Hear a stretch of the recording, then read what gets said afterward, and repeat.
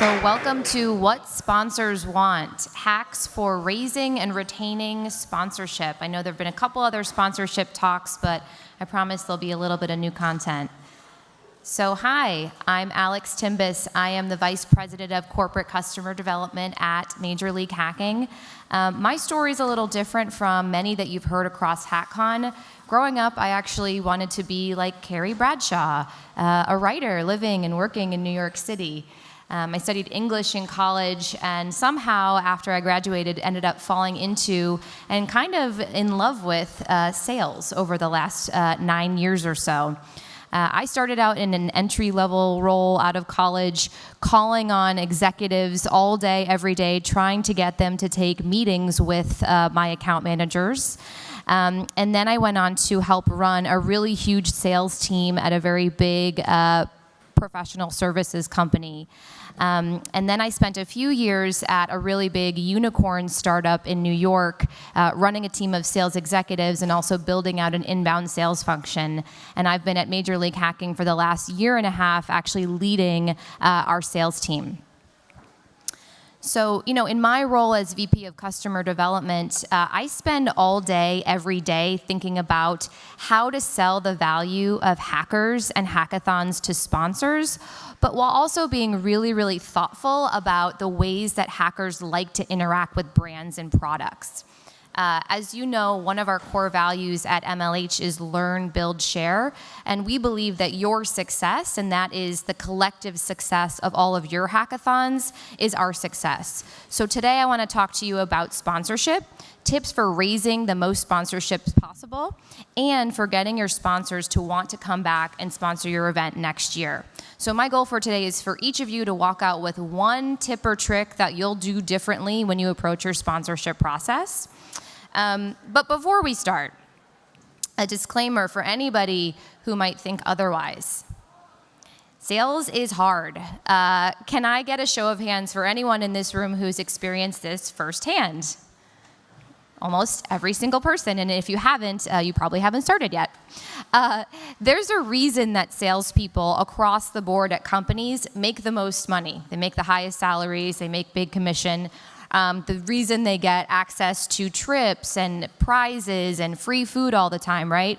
It's because their job is really, really hard. Their job can drive them to tears probably every day. And if you haven't learned this yet, you will very soon enough. Sales is hard, right? You will feel like a huge loser most days. But then sooner or later, you'll get a win and you'll sell something and it'll feel like the best feeling in the whole world. We're going to get into conversion rates and some of the math behind this a little later. But in general, a customer or a client says no to a salesperson 5 times before they say yes. And to get to the, and actually 92% of salespeople give up after the 4th no. So what that means is 8% of people who are brave enough to ask just one more time end up being more successful and selling more sales in the long run. So don't give up.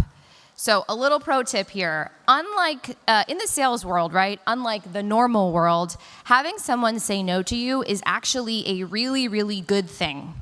It's better than hearing nothing. I have a very talented sales friend in New York, and she always tells her clients, listen, I take a no just as well as I take a yes. What I don't take well is a maybe, right? So why is no a good thing? Well, no doesn't necessarily mean no, right? No could mean not right now. No doesn't necessarily mean never. A good no that leaves the door open for a future conversation or a relationship in a few months or next year is way better than a bad yes. Someone who says yes and then ends up, oh, actually, I can't do it for whatever reason. And also, at the end of the day, every no that you get is also an opportunity for you to learn about what to do better next time, especially if you ask your prospect for the chance to walk you through their decision as to why they decided not to sponsor your event. So let's get back to the goal today. Again, each of you hoping that you can take one little tip from this presentation. So here's how we'll get there. So I'm going to walk you through 3 basic questions that I've gotten across my career as a sales manager when it comes to people new to sales, or maybe new to a company, or even new to selling a different product, right? And I thought they'd be relevant for you all. So basically, who do I call? What do I say? And how do I keep it all organized? If you can do these things, I promise you, you will be more successful. And then at the end, I'm going to share with you some of the insights that my team has learned from thousands of sales conversations, literally thousands, I counted them, with potential sponsors around the hackathon community. And at the end, we'll save some room for Q&A, and also I'd love for any of you to share some of your success stories as to what's worked well with sponsorships. I know I just heard one from the Q&A from the last session. So, starting off with, who do I call, right? So, what we at MLH, and I'm sure many of you have learned, is that there are 3 major buying centers for companies who would benefit from sponsoring hackathons. Recruitment or talent acquisition. I'm sure the bulk of your sponsorships probably come from this group. But listen, we know that across the United States, the demand for tech positions outweighs the supply of graduating tech students 4 to 1. So they're incredibly, incredibly in demand. And also, we all know that the students who are going to be hired into these positions aren't necessarily spending their weekends at football games or at career fairs, right? They're spending their weekends at hackathons. So as the person selling sponsorships, it's our job to tell sponsors, go where the tech students go, right? No brainer. Secondly, brand marketing or consumer marketing. Students who attend hackathons or hackers, right, they tend to be influencers for a lot of different reasons. So these are the people working on the bleeding edge of technology. These are the kids that, are sharing their product recommendations with friends or family, or who, your uncle calls if, he can't get his computer to work. And at the end of the day, right, based on what we know about that demand for tech roles in terms of professional jobs, these students are going to be the ones walking into the most highly paid jobs day 1 of their professional career. So ultimately, this is a group of influencers who are thinking and trying out new brands that they're thinking about adopting for the future and for long term. So there's value there. And then thirdly, for developer relations, right? Companies who make developer tools or developer products have a vested interest in getting in front of this community now, right? Student feedback as they're using the tool is invaluable and actually helps make that company's product stronger when they integrate it. But many of these students are going into tech companies or perhaps starting their own companies in just a few short years and are going to be making tech purchasing decisions at a much larger level, right? So again, vested interest in getting them to adopt and use their technologies now. And hackathons are a great place to do that. And again, most of you will probably agree that the majority of the sponsors you've worked with for your events have been recruiting. Is that more or less accurate? Show of hands. Yeah? Okay. But it's good to know, right? You definitely have a value proposition for the other 2. So, sorry. Okay. So when we think about building a list for reaching out to potential sponsors, there's some criteria that you should consider that would make a good fit, right? So first, let's think about past relationship. Does a person at this, has this company sponsored your hackathon before? Has this person sponsored your hackathon before? Did a hacker or a member of your organizing team go on to intern or work for a company that might want to come and sponsor your event? Did you see a person in a buying role at one of these companies actually went to your alma mater? Are they from your school? If so, if any of these things are true, you should definitely reach out. Next, company objectives. So does recent news about this company indicate that then they might have a need to hire or recruit a lot of tech interns or developers or engineers, right?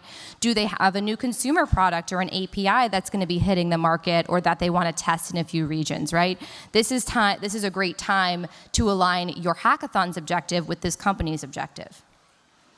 Third, title, right? So does this person's role indicate that they're in the right position to be making a buying decision about an event sponsorship that would help them achieve their initiatives across these 3 areas, which we'll get to in a couple of minutes. And then finally, timing, or FYE, which stands for fiscal year end. The overall kind of TLDR here, and there's a lot that goes into this, is companies do their budgeting cycles far, far earlier than you would anticipate. And so if you're reaching out just a couple of months ahead of your hackathon, you might be a little bit too late. So the TLDR here is reach out early, reach out often, reach out earlier than you think you might want to. So what we're actually talking about here when we're thinking about good fit criteria and eventually building a list is prospecting. So what is a prospect? It's a potential buyer or customer. Very easy, but there's a lot of sales jargon. So here's a word cloud that my team pulled together of actual titles we've reached out to in the past couple of months. And so as you can see, there's lots of different titles here. And actually, I think here's a good time to make a quick distinction, right?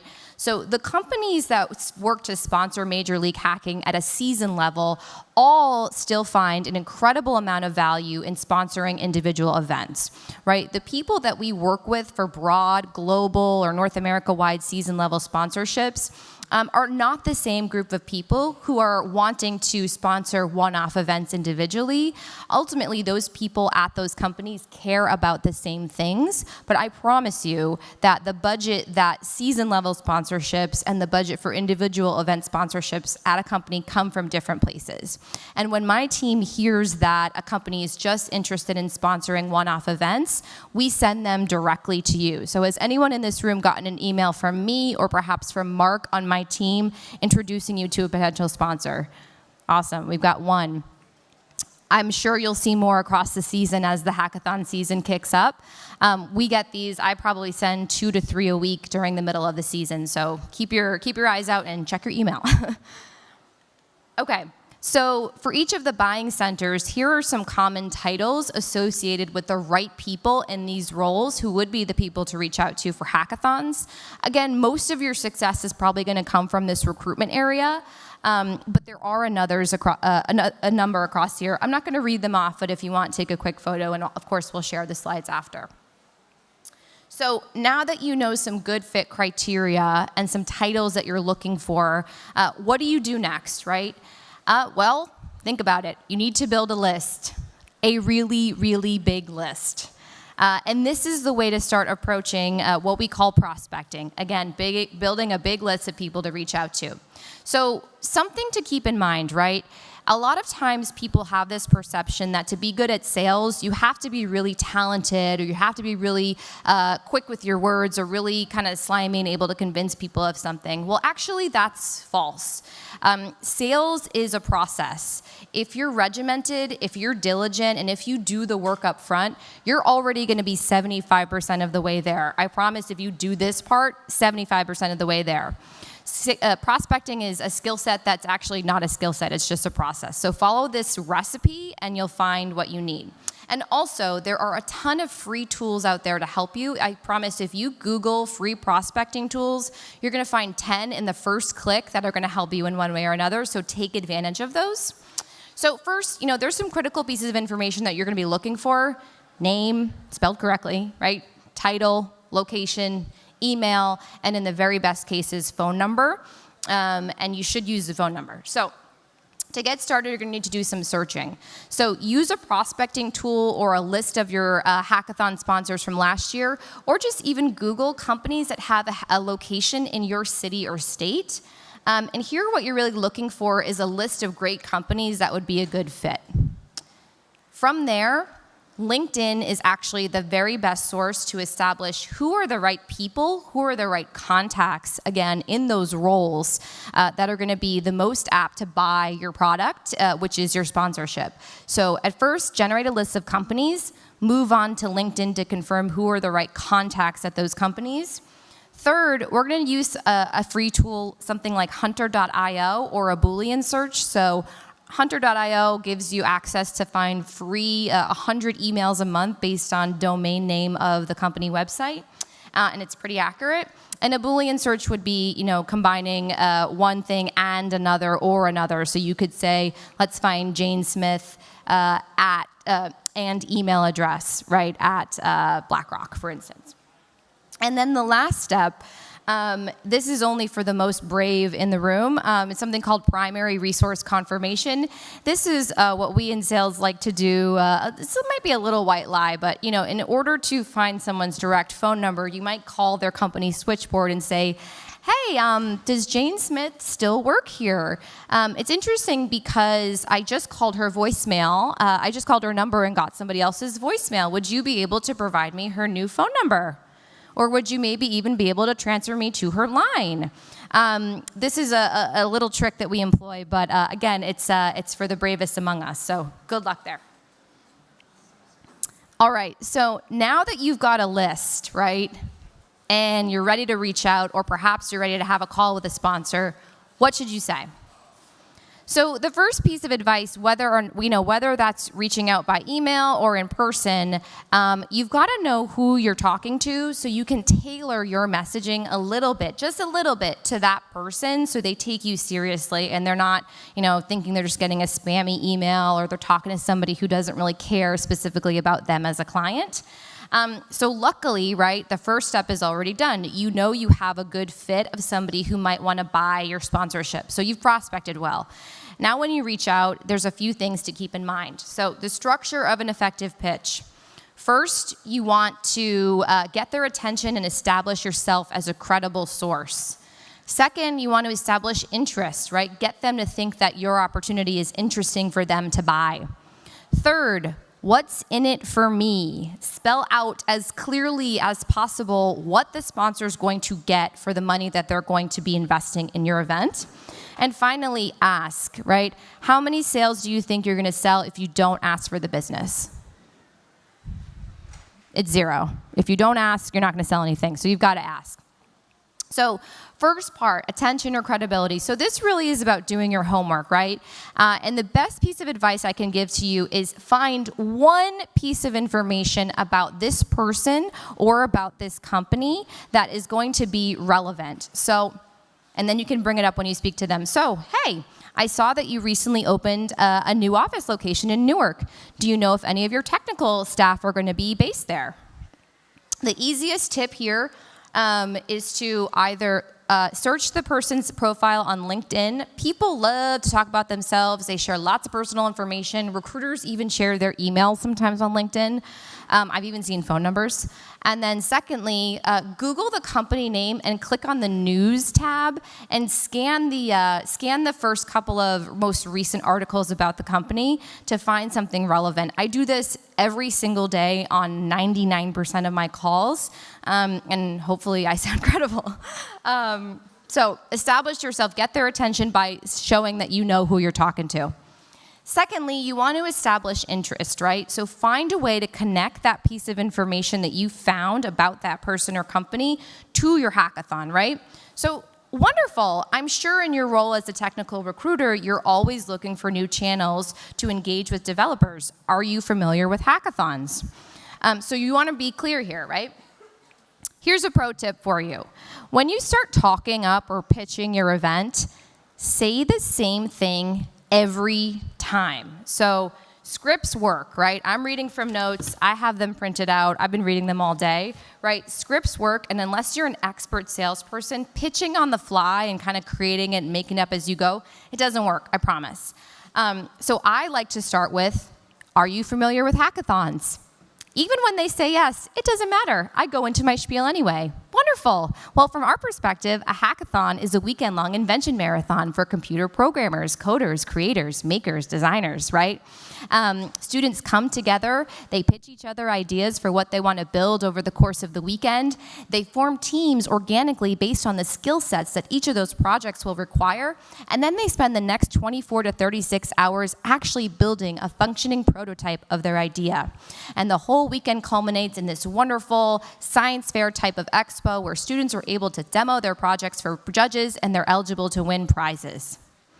It doesn't matter if somebody said they know what a hackathon is, because I found that most often People say that because they don't want to sound silly or dumb, that they don't know what it is. And 50 to 75% of the time, their hackathon idea is a corporate hackathon, which, as I'm sure you all know, is a very, very different animal than a student hackathon with not nearly as many benefits. Am I right? Right. So my advice here is so two things, right? You should have, if you're selling sponsorships, you should have a 30-second pitch, an elevator pitch, as we call it, that is about your hackathon and the goals of your hackathon that sounds concise and sounds smart, that you say every single time, no matter what. Even if they say, oh, we sponsored last year, well, great, I'm going to tell you about it anyway. And then secondly, rely on your collateral, right? MLH has a lot of resources for you to help build your sponsor packages and create collateral to make them look really good. So ask your league team, ask Carl and Chai and Chi if you have any questions, because we're there to help. So moving on. What's in it for me, right? Make it clear why it would be valuable for the prospect to sponsor your event, even if it seems obvious, right? Sponsoring an event like HackRU will allow your team to meet and engage with 800 student developers in the New Jersey area, many of whom are looking for jobs and internships, right? Again, even if it seems obvious, repeat it. Repeat it again. Get them to repeat it. Get them to say it out loud, because once they say it, they're going to start to believe it, and the chances that they're going to go to their boss and say it the same way are higher. And last, ask, right? And for new salespeople or people who haven't done this before, I know that this part makes us uncomfortable or it makes you squirm. But again, how many sales are you going to make if you don't ask for the business? 0. So, wonderful. Is sponsorship of HackRU something you would consider adding to your event recruitment strategy? What do you think? How many times are you going to hear, yes, sign me up for $10,000? Has that ever happened? Raise your hand if someone just said, oh, one off? All right, good for you. All right, we got some real talented salespeople. Maybe you're in the wrong career in the room. If they say anything other than, yes, sign me up for $10,000, that's called an objection.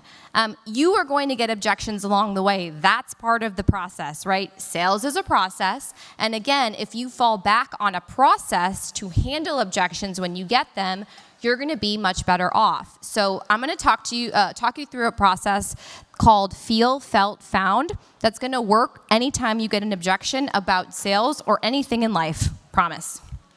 So feel, felt, found. Feel, you're going to acknowledge the objection. Felt, you're going to confirm with that prospect that they're not unique, that's not new, that you're not silly, that's normal.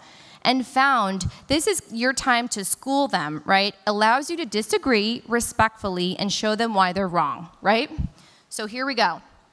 Oh, okay, I understand that you haven't used hackathons in the past as a recruitment mechanism. That makes sense, right? Other sponsors that we worked with have told us that before HackRU, they actually primarily only sponsored career fairs on campus, but they weren't getting enough students interested in their tech roles. What we've found is that the most engaged tech students are actually spending their weekends at hackathons and not at career fairs. And so that's the place to go. I'll pause. Take as many pictures as you want. This is a good one. How many people have heard this objection before? No, we just place our money in career fairs. Like a third of you. More. Half. If you haven't, you will. Write it down. I like to say, that's wonderful. We found that the most savvy companies know that recruiting tech students doesn't really stop at career fairs. Hackathons are where they're the most engaged. Awesome. Let's move on. Pro tip, buying is emotional. Play to your strengths. What do you think I mean by this? You know, there is a lot going on in the world that can bring us down, right? Sponsors who, at the end of the day, are just people, they want to feel good about the work that they do. The people in this room and all of the hackers that you all bring together at your events are the future. You're the future of technology and innovation and making this world better. The next Mark Zuckerberg or Sheryl Sandberg or maybe even Mike Swift. are coming to your hackathons, right? An MLH hackathon. So use that emotion when you're selling the value of your event because it's invaluable. For me, I love to fall back on, MLH is a certified B Corporation. We exist as a company to empower hackers. The $25,000 in value that we provide to events and their organizers, i.e. you, and the $250+ we provide to every single hacker across the season is 100% free for those students so we can help them grow their skills and grow their professional careers for their future. Sponsors make that happen, right? Our sponsors can feel really, really good that they're contributing to our collective future as a society. So for you, do not hesitate to draw on the fact that you are bringing a community of people together to literally build and create the future at your events. That's really, really, really powerful, so don't underestimate it. And bring it up as often as you can. Try to incorporate that into your elevator pitch. Final tip in this section, you might not feel confident, but I don't care. Fake it till you make it. This is one of my personal mantras, and believe me, there have been times in my career, in my life, where I felt really, really uneasy or that I don't know what I'm doing, but this is how you get through it. If you sound confident, I promise you, eventually you're going to become confident. So even if you don't feel like you know exactly the answers to all the questions, or you're nervous about handling objections, or at the end of the day, it feels awkward to say, can you please give me $10,000? I don't care. Fake it until you make it, because eventually, if you say it enough times, it's going to become reality. All right, so moving on. So you've done the prospecting. You now kind of know what to say on your pitch. Thirdly, how do I get organized, right? Sales is a process. That means there's a lot of moving parts. So first up, know the numbers. I love metrics more than anything else, which is strange as Swift, but I love metrics. Again, sales is a process. Sales is also a math equation. It's a formula. You put X in, you get Y out. It works like that every time, and I'm going to share it with you. So we often refer to sales as a funnel. This is what it looks like. It really just means that not everybody you reach out to is going to buy. So you reach out to a lot of people. Leads are prospects that you end up reaching out to. On average, let's say you reach out to 200 leads. On average, 5% of those, if you're lucky, will say, yeah, I'll take a meeting. So that's 10 meetings. You're going to have 10 sales calls out of 200 emails. If you do a good job pitching, maybe 8 of those people will say, hey, you know what? I'm really interested. This sounds like a great event. Let me talk to my team. Let me talk to my boss, and I'll get back to you, right? So they'll say, sure, let's sync up next week. Pro tip, ask them on the first call when they want the second call to happen and get it on the calendar. Don't let them wait. From there, 2 of those people might come back and say, you know what? It sounds great. We're going to do it. We're going to sponsor your event. Don't be surprised when one of those ends up breaking your heart and backing out, because that happens. I don't know why people would say yes if they're not really planning on spending money, but believe me, it happens all the time. So maybe out of all these emails you sent, all these calls you had, you got 1 sale. Woo! These numbers actually represent a very, very typical and very, very industry standard conversion rate of 10%. So out of 10 calls, you'll probably get 1 sale if you're lucky. So pro tip here, you need a bigger pipeline than you think you do. Promise. At least 10 times as many calls for as many sponsors that you want.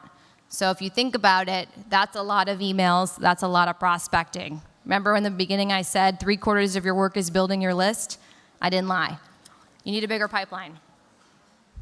Okay, now that I've scared you, let's move on to some of the pro tips actually that my team and I have found after thousands of calls with potential sponsors.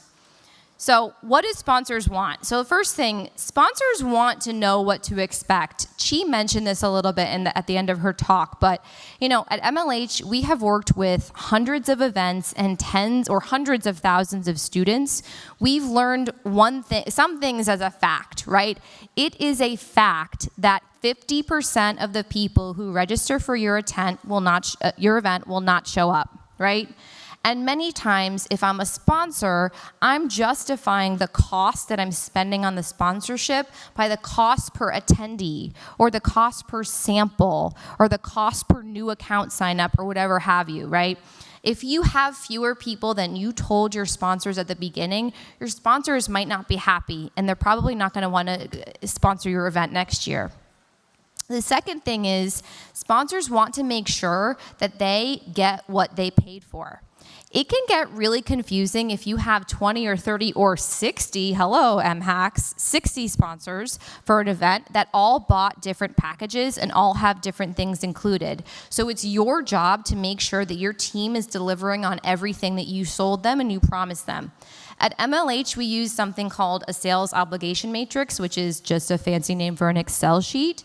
That lists off all of the different perks or benefits associated with our sponsor packages and what each sponsor actually got. This is the real sponsor obligation matrix from Hackcon, from this event right here.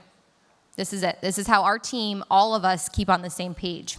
So make sure that you have a way of tracking what your sponsors are getting. Go ahead. I'll just pause for a minute for pictures.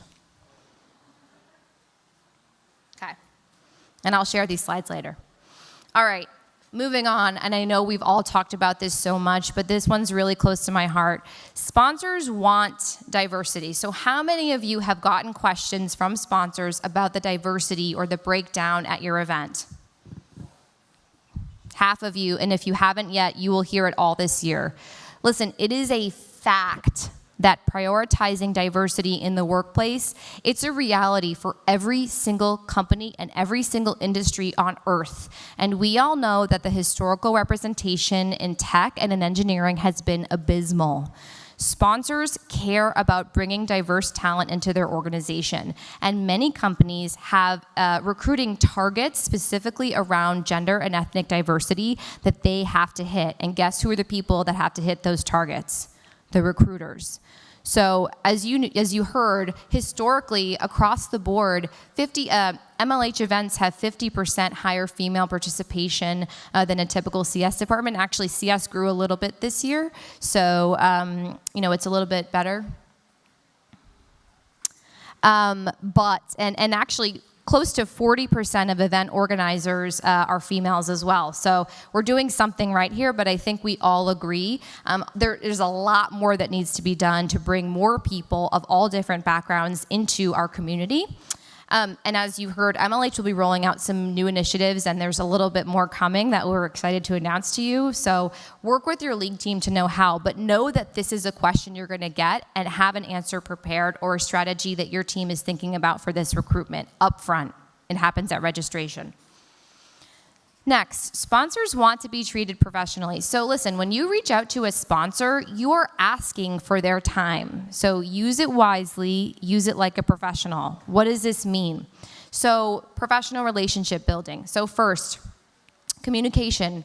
Sponsors want to be communicated with in professional language and in a professional medium. This usually means email, not Slack and not Facebook. Unless the sponsor has expressly told you that that's okay, it's email. Secondly, responsiveness, right? Budgeting decisions actually take a lot of different steps internally to get approved at a company. So if a sponsor comes back to you with a question, the quicker that you answer it, the quicker that you're going to get an answer of yes or no on your sponsorship. Generally, within one business day is the target that you're aiming for. So if they ask you on a Friday, no later than end of business Monday. And that should be standard. I know we're all busy, but that's a standard that they're going to expect from you. Third, relationship. People buy from people. So if your sponsors like you or they like your event, the chances are a lot higher they're going to come back to your event next year to sponsor. And finally, and I think sometimes we all forget this, but close the loop, right? How many people have gotten, done with their hackathon and just wanted to collapse and sleep for a week and not do anything else related to the hackathon for the next year? Most of you. I get it. They're tiring, but it's really, really, really, really important to close the loop. So do a professional handoff with each sponsor. Thank them formally for attending and supporting your event. Send them links to any projects built with their technology or using their prize category on DevPost. Send them the professional photos from the event. MLH is sending a photographer to your event. Send them the link to the photos. Leave a good taste in their mouth for future partnership, right? Sponsors want ROI. Who knows what ROI is? Yell it out. Return on investment, right? So that's ultimately the benefit that somebody gets from an investment that they made. If they can justify the spend and say, we got X for investing Y, and we feel really good about that, sponsors are going to be in a good position to share that. So just like we talked about for all these three categories, for recruitment, what are the ROI? What are the success measures? Well, it's brand awareness. It's students brought into their recruiting pipeline. It's students who get hired, and like we just talked about, it's diversity. Secondly, brand marketing. What does that look like in terms of success? Brand awareness, number of impressions generated either in person or online. We can help you calculate those, by the way. Student feedback about their team or about your brand, right? And projects in a sponsored prize category. Thirdly, for developer relations, this is adoption. How many students actually signed up for their tool, their API, their product? How many projects were built? This is a big one. Projects for them. And then direct student feedback about their experience. How many of you have received the raw survey data from your survey sent by Chris on my team? Some of you might not know, but basically we do a post-event survey after every single event of the attendees, and we've been sharing the direct survey feedback. So this is something you should think about sharing and mining to share with your sponsors around the ROI. And then finally, who doesn't want to look good? But sponsors want to look good. Listen, who here has been in the situation where you had really intense negotiations with a sponsor about the package, and then once the event happened, you never heard from them again? They're off the map. Yeah, it happens. Sponsors have day jobs, right? And so the very best thing you can do for yourself is to empower them with all of the data and information to allow them to show it to their boss and look and feel great. And just like Chi showed you, I am so excited for this event success report. At MLH, we're really dedicated to providing ROI tracking on a regular basis to our sponsors. We send them a weekly report of all the great things we're doing and bringing to hackathons and feedback. And we also do post-season surveying and send them a big post-season report reporting on all the things that we did across the season. Of course, this is for them to make sure they feel really good, but really, this is for us. I want them to know how good we did for them, so they're gonna have no hesitation when I say, hey, what are we doing for next year? What is the partnership gonna look like? Let's continue this. So we're really excited to empower you with this data now. All this data is going to be breaking down the things that, from the MLH perspective, we've learned sponsors care about, in addition to how you stack up against the other events in the league in terms of NPS score. And we promise to send each and every one of you a report following your events if you share the right level of data that we need to compute it. And then you can share this with your sponsors as part of that closing the loop process to thank them and show them how the event went, and also use it in your sales collateral for next year. So it's not just, hey, our event's going to have 500 people, it's going to be X, Y, Z. You can prove it from what you did last year. So really excited for that. All right, so just kind of circling back to our goal, I hope that this has been helpful. A couple of closing thoughts. Number one, you can do it, I promise. Again, sales is a process. Follow the process and you're gonna get somewhere. You can. And don't reinvent the wheel, right? All of these tips and tricks have come out of hundreds and thousands of people doing and learning sales over however many years. We know that some of these things are true and they work. So use some of these tactics and you're going to get somewhere. So I would love to hear your questions, hear your feedback, or any stories.